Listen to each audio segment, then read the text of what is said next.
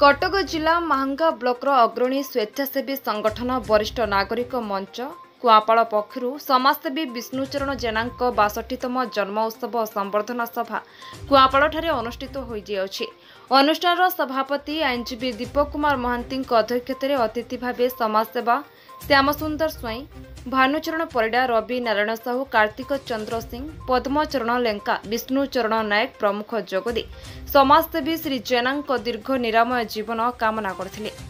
ए अवसर में अनुष्ठान पक्षर श्री जेना पुष्पगुच्छ उत्तर दे संबर्धना प्रदान करथिले। एथिरे बलराम स्वाई सुरेंद्र महांती प्रमुख उपस्थित रही उत्सव परिचालन में सहयोग करथिले। एने आम प्रतिनिधि पचारिबारु सेमाने जहा कहते आसंतु शुणिबा। पूर्व Odisha bureau chief Ramesh report संग्राम टीवी।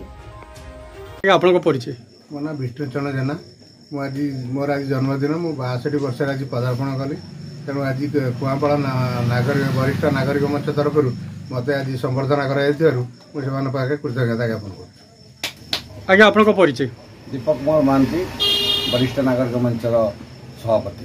कौन कहे आज जन्मदिन आज मोर बंधु श्रीयुत विष्णुचरण जेना आज हूँ 62तम जन्मजयंती उत्सव।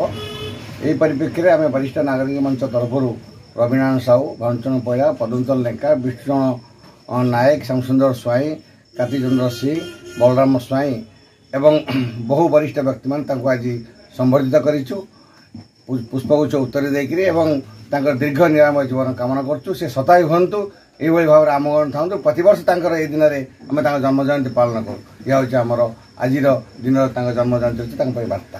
आपन परिचय मु श्यामसुंदर स्वाई समाजसेवी महांगा कटक। आज श्रीयुक्त विष्णुचरण जेना 62तम जन्म दिवस तेणु से जड़े समाजसेवी बंधुवत्सल एवं बहु अनुष्ठान जड़ित तेणु से भाई व्यक्तित्व को आम कुआपाड़ दीपक कुमार महांती तत्वावधान में संबोधित करूँ। जगतरनाथ जगन्नाथ पाखे मुझे दीर्घमय जीवन कामना करुच्ची सुस्थ सबल रखु यही मोर प्रार्थना।